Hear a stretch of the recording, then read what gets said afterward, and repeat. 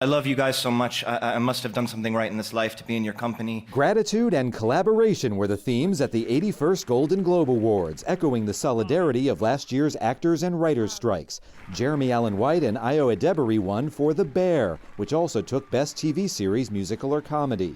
That's my family. I love you guys so much. It's an honor to work with you and grow alongside you. Oh my God. Beef also took 3 awards for stars Ali Wong and Stephen Yun, and Best Limited Series, Anthology Series, or Made-for-TV Movie. Our show is actually based on a real road rage incident that actually happened to me, so I'd be remiss not to thank that driver. Succession was the big TV winner, Best Drama Series and Acting Awards for Kieran Culkin, Matthew McFadyen, and Sarah Snook. This was a team effort. It was always a team, and that was what made the show amazing, I think, to be a part of. On the film side, an emotional Lily Gladstone began her speech in her people's Blackfoot language after her win for Killers of the Flower Moon. And this is for every little res kid, every little urban kid, every little native kid out there who has a dream, who is seeing themselves represented and our stories told by ourselves in our own words. Poor Things won Best Motion Picture, Musical or Comedy and acting honors for Emma Stone. Willem, Mark, Rami, you made every day an absolute joy. The night's big winner was Oppenheimer, Motion Picture Drama, Original Score, acting honors for Robert Downey Jr. and Cillian Murphy. One of the most beautiful and vulnerable things about being an actor is that you can't do it on your own. And Best Director to Christopher Nolan. I can only accept this on behalf of people. As directors, we bring people together and we try and get them to give of their best.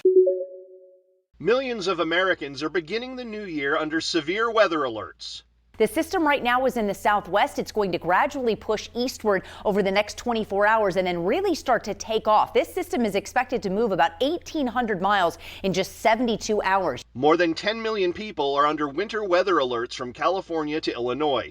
Snow is still falling from the first big winter storm of the season. It dumped more than a foot of snow on the northeast. We're grateful to Mother Nature for having this happen on a weekend. Having this volume of snow at any time during rush hour or early morning commutes is always dangerous, and so having the snowfall start on a Saturday night and go into Sunday allows us a chance with fewer people on the roads. The weather is also wreaking havoc on flights. According to the website Flight Aware, more than 700 flights have been canceled so far. In addition, thousands of flight delays have been reported as of Sunday, with the majority of those in the Northeast. Along the Gulf Coast, warm, moist air will fuel the threat of severe storms, including a few strong tornadoes and damaging winds. On Saturday, a tornado touched down in Fort Lauderdale, Florida, causing minor damage. The storm system looks to wrap up near the end of the week, but another storm looks like it could follow a similar path later in the week. Shock and terror on board Alaska Airlines Flight 1282 Friday night after part of the fuselage blew off shortly after takeoff. Alaska, trouble to declare an emergency. We're descending down to 10,000. Safety pressure.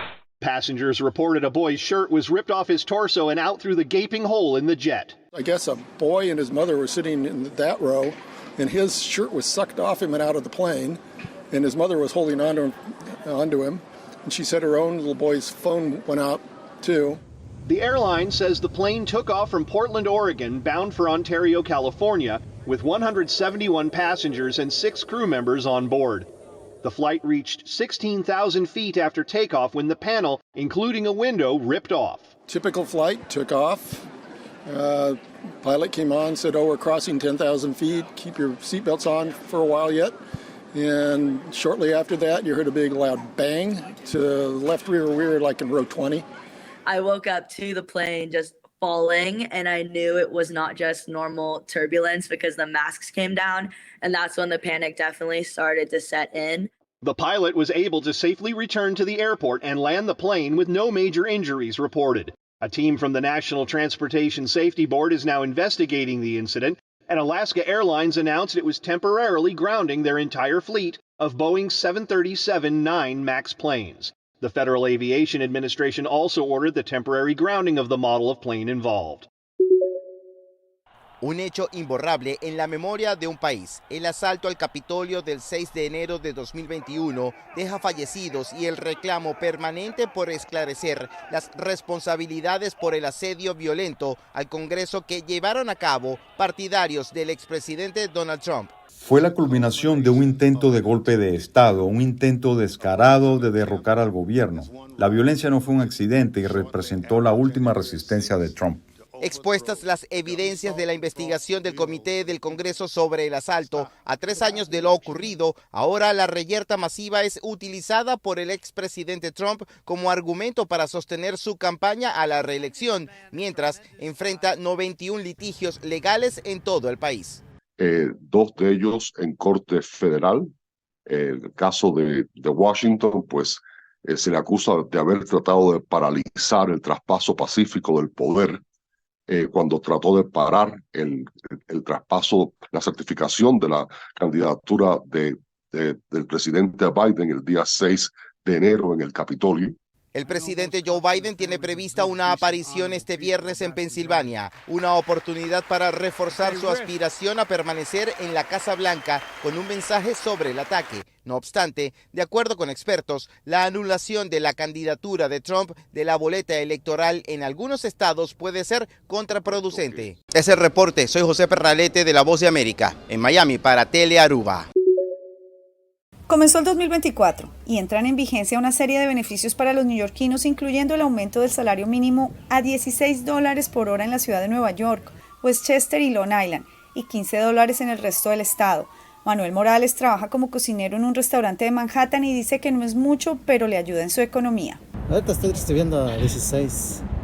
Sí, gracias a mi patrón, pues sí me está pagando. Más o menos ahí sí nos ayuda económicamente de eso.